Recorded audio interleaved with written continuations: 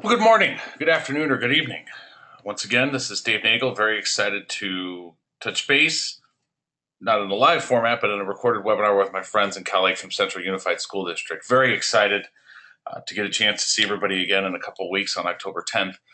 The purpose of this webinar is to provide a review of some of the pieces we talked about back in Evidence Action 1, and it's kind of preview where we're headed into Evidence Action 2 and provide as many examples and ideas, but then also what is kind of the minimum amount of information and pieces you need to bring on October 10th to make that day as successful as possible, and not just successful in terms of your understanding coming in, but also a chance to give you as much time to be as productive as possible in your planning for your professional development going on for the rest of this school year. So I'm going to just jump right in, and we've talked a lot about the importance of success criteria and learning intentions. So the learning intentions for this particular webinar are to understand how to select or pick, like most of us already have, but if we haven't, the focus area related to your visible learning strands to begin your evidence gathering.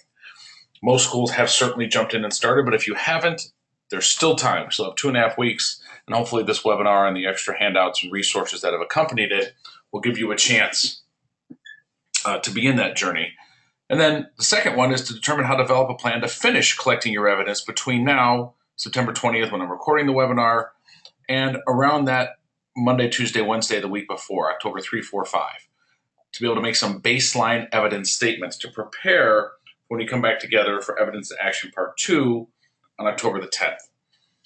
Well, then the success criteria that's aligned to those would be these three: that you could articulate your focus questions that you will use or have begun to use to begin your evidence gathering or continue that, related to how your students are becoming more assessment capable, visible learners.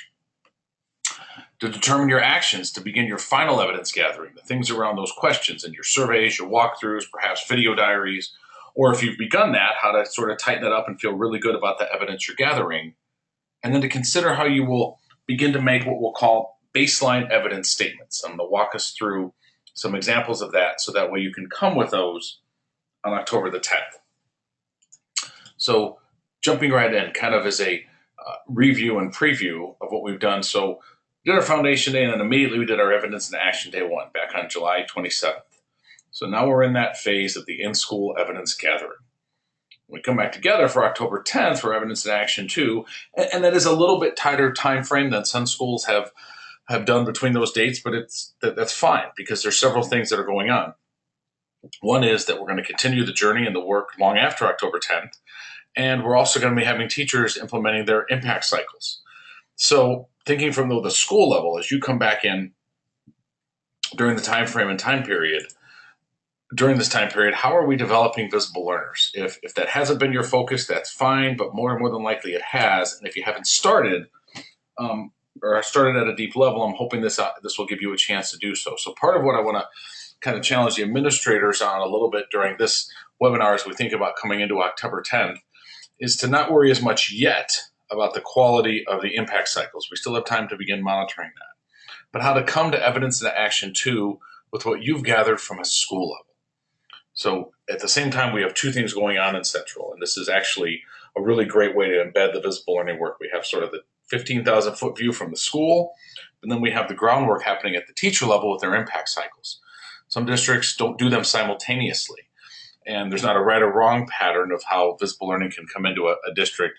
But I think this is going to help us make some really quality inferences and insights as we gather this evidence this fall into when we come back with the teachers in January. But again, I want to stress just to focus for now, especially in these 2 weeks between now and October 10th, on the evidence you've gathered at a school level. And a common question that happens all the time is where do we start? And certainly some schools are able to jump right in and others have to think about it. But the bottom line is to know what is the magnitude of the impact I'm having on the learning of the students I serve. And at a teacher level, that's my students in the classroom. At a school level, well, those are all the students I serve as an administrator or school leader. So that starting place obviously can be related to the visible learner, which is where I'm going to guide us a little bit on this webinar. And certainly there's some other places as well, but this is something that should be driving all of our evidence gathering. I want to know where my impact is, so I might have to determine where my starting point is first which is what we're doing between evidence and action 1 and 2. It's that time period we're in right now. And I love this quote from Crawford, and that is when we dig into finding evidence, we're really trying to identify the truth. General Schwarzkopf once says that digging for data or data-driven decision-making is a fact-finding mission. I'm trying to find the truth. The truth meaning, what do our students really feel about their learning? How do our learners really understand success criteria and what they're learning on an ongoing basis? But we won't find that if we just sit back. So if we haven't started gathering evidence, or maybe we haven't been as tight with some of the questions, here's a chance for us to maybe just get a little bit more intentional, especially between now and October 10th. And going back to the mind frames that we spent a lot of time on the first day together, at the end of the day, every one of us is an evaluator, not of anybody else. We're evaluators of our own impact. We're evaluators of our own actions and how they're impacting student learning with the students we work with and serve. And certainly, there's a lot of evidence we can gather. We can gather it through walkthroughs. We can gather it through focus groups. We had the matrix that we've looked at, and we'll talk about how we will use the matrix part 2. Staff surveys, feedback, any of those places. And sometimes there's a challenge of there's so much evidence we could gather, as I mentioned a couple slides ago, where do we get started? So to kind of give you an idea of what we're talking about here, and actually, the date is off on this. That's not 10/31, that should be 10/10. But we need to be gathering evidence that when we come in on 10/10, not 10/31, in fact, I'm going to go ahead and just take a moment to change this here on the screen. But when we come back on 10/10, we should have our baseline evidence. So then we can develop what we'll call aspiration statements, which will then drive what is our true focus, especially our focus between October and January, and then moving forward. And certainly that will relate and align to some of the impact cycles that our teachers have put together. We might have to define, and I'm going to guide this on this webinar, some knowledge that we need to gain as leaders and some practices that need to become routine. From there, we'll develop measurable targets, or we'll set our goals, determine actions, as well as a process for monitoring those actions. So all I'm highlighting here is that the evidence in action today overwhelmingly has the feedback and evaluations and comments from participants has been very clear. The more strong their baseline evidence statements were, meaning they were able to make statements because the evidence they gathered really empowered them to know where they were at, allowed them on that day to be productive, allow them to process well, and walk out with as solid of a plan as possible. So that's why I'm really going to encourage us between now and that time, with whatever evidence we're gathering, to make sure it's of quality. Less evidence that's of quality is better than collecting a lot and not be able to make quality inferences from that. So what do we know about our learners? To what extent are they becoming assessment capable? And for the groups that worked with me, especially on day 3, the administrators that were there when we did the foundation day with the teachers, and we started putting up posters on what would we expect visible learners to be in our school. That's a great place to go back and start. And then what's the impact we'll think about having over time when we ask our students, for example, what makes a good learner a good learner? Where they're at now versus where we want them to be by the end of 2016-17 into 2017-18 school year. Excuse me. We will then be able to monitor even more the impact because we're going to be more intentional with what we're trying to guide the students. But we need to see where they're at first. We need to see where our teachers are at first with questions like that. So I want to refer back to the visible learning matrix. When we looked at it in stage 1, when we just tried to determine, excuse me, whether or not we had evidence to answer the question or not. But thinking about the visible learner strand here, we can dig into the matrix with questions like this. Can our students explain the assessments they take and tell them about where they're at in their learning? That's one of the questions. I might want to think about how I guide questions that I ask students that will help me better answer that question the next time we go through the matrix. Do our students feel it's okay to say, I don't know, or I need help? And then that third question there under school climate, the second one under school climate. Are our students engaged and active participants in the learning process? Well, if we think about that, if we ask students during classroom walkthroughs, what are you learning and how will you know if you've learned it? If they can respond or not respond to that question can really help us identify this. If they cannot respond to what they're learning, it's pretty safe to say they're not engaged in the learning process. Now, I think we can all admit and acknowledge we have some intentional non-learners, as my former superintendent used to describe. But outside of them, outside of the students that we know are being very reluctant, we have a lot of students that are interested in learning and certainly would be more interested the more they were aware of what they were learning and why they were learning it. So my point is we don't have to ask these specific questions, but we want to be able to ask questions that will help us make inferences towards these points. I'm going to highlight them throughout the rest of this webinar. And thinking about how we're considering collecting evidence. And throughout the EIA-1 manual, you could go back to, there's various places to look at the focus groups, the examples of classroom interviews, surveys, video diaries of what makes a good learner, and certainly the walkthrough observations. I mean, that's a great time to be very intentional. Every time we're in a classroom, grabbing 2 or 3 or 4 students or whatever the number is, just asking them simple questions. And I'm going to guide you on that through this next case study. And if you haven't begun that, this is a great place to start. And if you have, might this help empower you to validate some of the evidence you've collected, or maybe get you to think, okay, in the next couple of weeks, we want to dig a little bit more. So I'm going to ask you now to pause the recording and please read the case study that accompanied this webinar. Review of EIA-1 for Central Unified School District, Developing Visible Learners Case Study. I'm going to pause just momentarily. You'll need to pause probably for 5 or 6 minutes to read the case study, and I'm going to guide you through it. So take a few moments and read the case study. I'll be back in just a moment. Welcome back. Obviously, if you didn't pause the recording, that seemed like a pretty quick pause, but that's why I'm intentionally trying to keep the time on the webinar shorter, but give you a chance to complete any of the activities. So if you haven't paused the recording, please do so. Pause as long as you would like. And if you're in a group larger than one, reflect on the case study before we move on. But I'm going to move on. And this literally comes from an authentic school in Iowa that I was working with. And they began their visible learning evidence gathering journey by gathering evidence related to what the students viewed a good learner to be.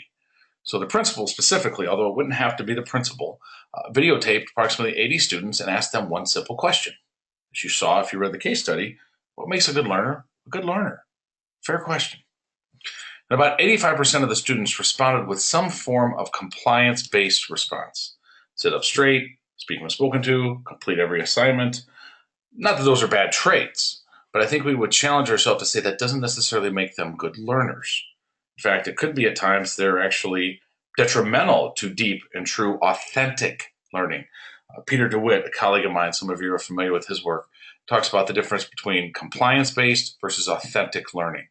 And so it was a pretty eye-opener for this principle, and maybe some of you have already done this. It's a great starting point. And what's powerful is if we do any of these in a video format, especially students that are going to be in our school over a couple of years, to then videotape them again and see if there's a change, if there's a shift, if there's an adjustment in what they describe as a good learner. But then they moved a little deeper. And part of what I'm highlighting here, and you'll see it in the example that we'll read from the actual EIA-2 manual, we want to have more than one piece of evidence if possible. We're not going to videotape every student, but we videotaped 80, the school did, and then they went in, the school teacher leaders and administrators, those that then did any observations, gathering evidence around 2 questions. What are you learning, and how will you know when you've learned what you're supposed to? Simple questions. We can ask students every classroom. And so from September 12th to Halloween, actually it was October 30th because this was last year, and I just know October 31st was on a Saturday. But from September 12th, so about a week ago from when I recorded this webinar, so you get an idea of how much time they had, so yours might have to be shorter if you haven't begun. They did approximately 114 walkthroughs, and they were a large, it was a middle school, so they had a large middle school, they had 3 administrators, and they had some instructional coaches that also did observations. 114 walkthroughs, asking students those questions. And here's what they found. Question 1, what are you learning? And you see the students who were actually describing what they were learning. Not what just they were doing, which you see here in the next one, what they were doing, and then the ones that weren't able to respond to the question. So over 3/4 were describing what they were doing, and actually 9/10 or 4, a large proportion of the students, 88%, either couldn't describe or focused only on what they were doing. How will you know what you've learned, what you were supposed to for that lesson, for that activity, for that unit of study? Only about 1/5 were able to do that. Over half, we're talking more about finishing the task. I got to complete this assignment. I got to do these problems. I just have to complete it. Interesting, and this is where when we think about when we ask students questions, there's a qualifying element. It's not just how they responded. So we got to think about how we monitor this, but it was even more about, well, the teacher will tell me if I'm right or wrong. So obviously it was more related to two things, either the grade or surface level knowledge, right or wrong. And some things have a rightness or a wrongness, and other things have a qualitative degree of rightness and wrongness. Meaning if it's conceptual, like main idea, or understanding how a cell functions as a model or a factory or things like that, that's much deeper than just telling me what does a ribosome do or what are your math fact numbers here. And then 14% couldn't describe at all what they were learning. So part of what your charge is prior to evidence and action 2, when we come together on October 10th, is to come in with, after the evidence you've gathered, baseline evidence statements. And so I'd like to guide you around that particular school's baseline evidence statements, which you have if you've read the case study. They made an overarching generalized inference type statement. Teacher clarity and student understanding of success criteria is currently low in our school. Nothing wrong with that as a starting point. But then they backed it up, as we would ask our students to do. If we're going to make an argument, if we're going to make a claim, we have to back it up with some evidence.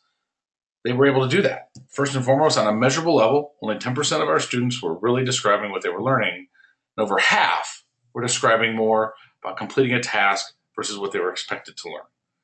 So this is an example, and I've provided several others that you'll need to come with on October 10th. But I really want to challenge you to say it's better to maybe make one statement that you feel real good about the evidence you gathered than to try and make multiple just to have them. So whatever evidence you were able to gather or you're going to be able to gather between now and that first week in October, feel good about the statements you could make. And any of you that have questions or thoughts, my email will be up at the end of this webinar. Please ask. Please share any thoughts, or you want to bounce any ideas off me. I've got a lot of free time between now and October 10th. We could even get on a conference call. But this is an example, based on the case study you saw, of what you will need to bring that day. I also then I wanted to put in here a few other types of questions and kind of guide some thought. For example, what makes a good learner a good learner? If you were in the group with me and you developed a poster, and certainly we've collected those, we're happy to share them. What are your current responses from your students based on what you said you would like them to have as beliefs and dispositions about a good learner? If we were to ask students, do you feel safe making mistakes? We don't want to stop with a yes or no. Why or why not? Why do you say that? That would be one we would want to dig for. Great question for a focus group. Great question for a survey. Even a question we could ask during walkthroughs, but to not just take the yes or no, we got to dig into that one. And if the answer is yes, because my teacher lets me make up my assignment to get all my points back, I would challenge that that's the same level of making mistakes as if they said, yes, because my teachers taught me if you make a mistake, that's the best way to learn, and then you can use that information to do better next time. See the difference? So that's why we want to think carefully, and where we might not be able to ask every student that. But also as a footnote, just because we stop the week before October 10th to come together doesn't mean you can't continue this evidence gathering after that. Even though we'll do some specific action planning, that doesn't mean part of your action plan won't be to go deeper into some of these questions. So if you feel like you've got a good hold now after this webinar and you want to go deeper, well then bring what we have on the 10th, but part of your planning can be to take between October 10th and Halloween to even collect some more evidence before we fully put our plan in place.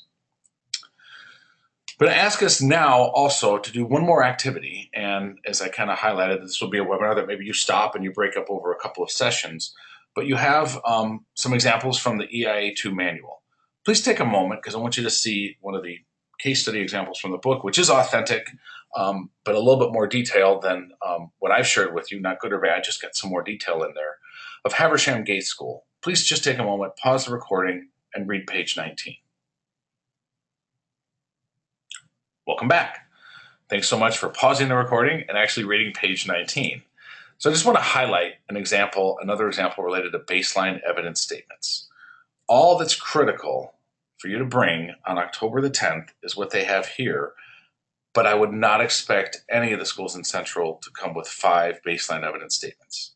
It's possible that you could do that, but I think probable and are not very unlikely to be probable that you'd be able to make those kind of statements in the time that we've had, even if you started at the beginning of the year. So not that it's impossible, not that I don't think the world of the educators and leaders in Central, but I just want to show you some of the examples, and it might be 2 of these. Notice here that they also use some of their effect size measures, and that's something more that we'll talk about. But maybe your school wasn't ready for that. That's fine. But you can also see where they dug into feedback. They dug into professional development. Some of these baseline evidence statements that you see here will be ones that you probably will make and evolve over this semester as you gather even more evidence. We're not going to make an aspiration statement or determine our focus areas prior to the 10th. Not that you can't start thinking about those. And that's why I wanted us to look at this one particular case study.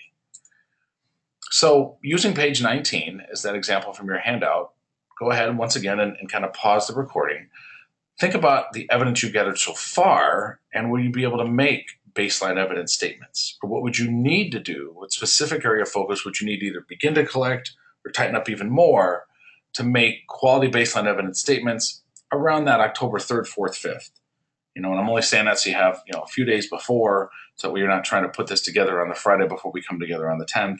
And technically it's a homework assignment, but it's because I want everyone to feel good about when they come in with some evidence they have. Take a moment, pause the recording as long as you would need, and where do you feel your school is in terms of being ready to make some baseline evidence statements? Welcome back. Once again, hope you pause the recording as long as needed. So the last thing I'd like us to think about, and again, there's more in this webinar than I think every school will need to have, but I'm going to push us on this point just a little bit, only because it will help us get our wheels thinking. And as I talked to Ketty, part of the desire for this up until this point was to get folks ready. Everything after this is sort of flipping the professional development a little bit. And some schools I think will be ready for this, some might need to hold off, but what knowledge now, after you've made your baseline evidence statements, we'll talk about what knowledge is needed for your school to go where you desire to go. What practices will need to become routine? I love that word routine because what it implies is not something, and I use this metaphor a lot, when we ask, we don't even ask, when individuals are making food in the cafeteria for our children, having sanitation and clean hands isn't something that should be routine. I know that's an all the time. There's no out of bounds. There's no opportunity for error there. Routine means very consistently, more often than not, but it doesn't mean every day. It doesn't mean every single time. It's a consistent practice we expect. So take a moment now and read, if you would please, the next 2 pages of the Haversham School case study, Haversham Gate School, page 20 and 21. And I'll bring us back after that to kind of get another feel for where your action planning is going to happen on the 10th. And I'll guide us through a couple of points that you might think about coming to October 10th. So please pause the recording. Be back in just a moment. But please read pages 20 and 21 of the Haversham Gate School case study. Welcome back. Once again, it's kind of awkward for me because I'm only pausing momentarily, but I'm expecting you have paused the recording maybe multiple times and even over the course of maybe even more than a day. But I'm going to guide you now, or I'm going to push us to think about coming into that day with, or at least some ideas. If the ideas aren't jotted down, we've really thought about it. We will need to think about what knowledge our students, our teachers, our families will need. But it's got to start with us as the leaders. So I'm going to encourage you, if at all possible, to come to October 10th, having thought about this and maybe even jotted some ideas down. For the leaders, what are some knowledge that you think you're going to need as a team?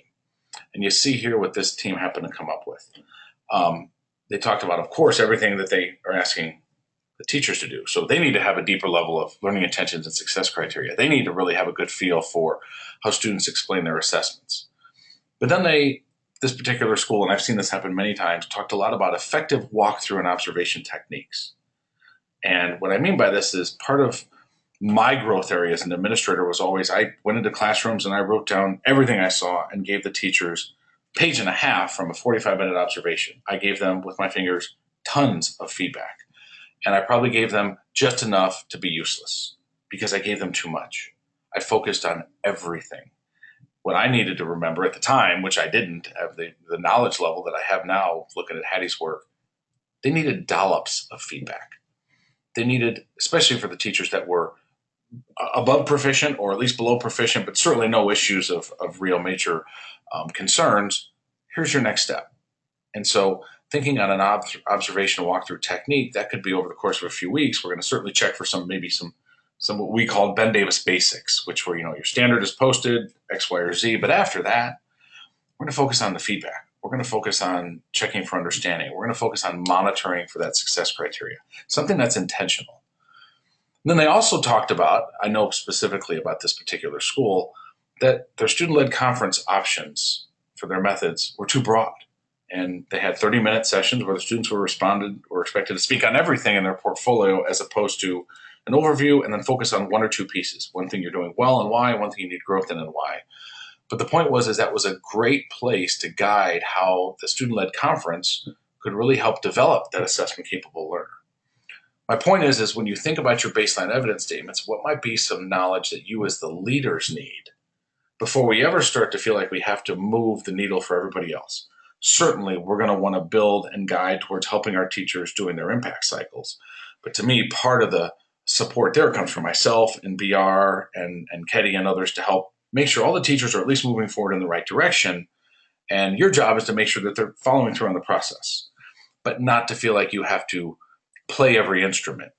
To begin, how do I conduct my instrument as a leader? And over time, that's going to help their impact cycle results empower you with what to move forward.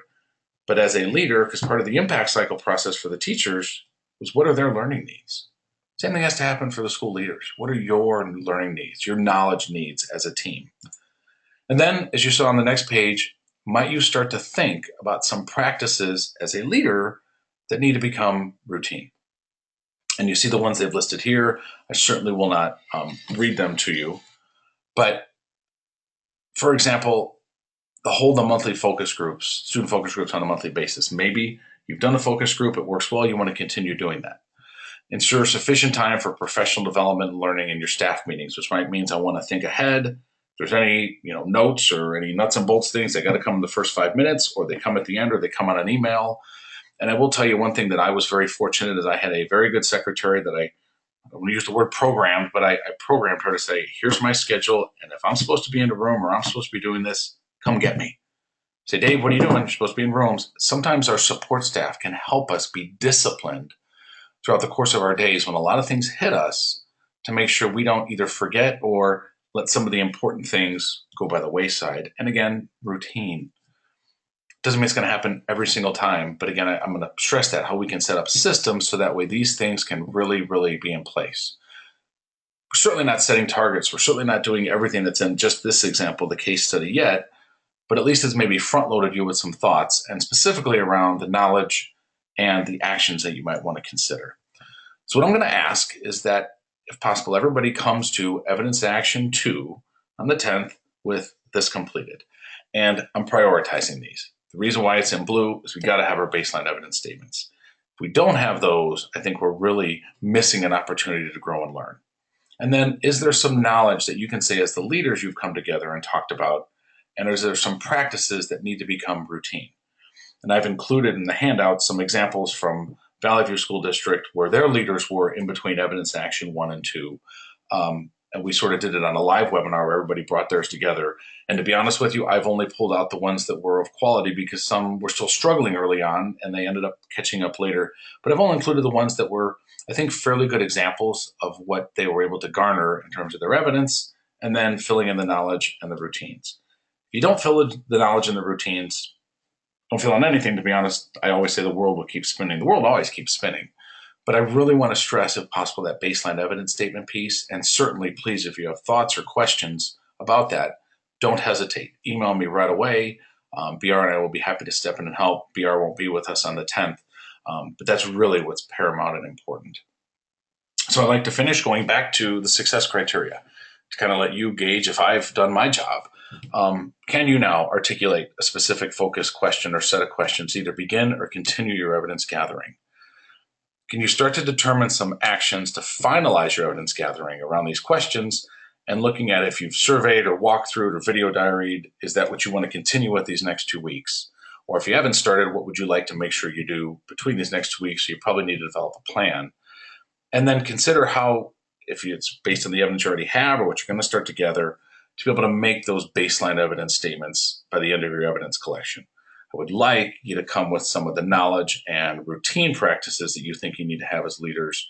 Most important, if we have the baseline evidence statements, I think we're going to have as productive day as possible. Everything else will certainly help, but not at the expense of you feeling good about each step that you're going through. As always, I'm just honored. I really will tell you, BR and I talked a lot, and I've mentioned this to Ketty several times. We actually got to meet personally a few weeks after I was in town because I was in a neighboring district. But what a first-class organization the Central team is. In all 4 days, there was deep levels of knowledge and content that everybody was metaphorically being hit with, and the level of engagement and desire to learn and the level of questionings was just so clear and apparent, your desire to learn and grow and do what's best for your teachers and students. And I'm so excited to come back on the 10th, but I want to be really transparent and straightforward. Several of you right off the bat started asking questions and emailed me, and I've certainly done my best to respond with examples and things, but please don't hesitate. And there's my cell phone, and I will tell you, at least one of you has picked it up and called me, and feel free. We are all busy, but if I'm available, I'll be happy to talk. Or if you want to send me an email and schedule a time to talk or a conference call, please don't hesitate to ever reach out and ask for a question or have support anytime during our journey together. Have a great rest of your week, and I look forward to seeing you on the 10th.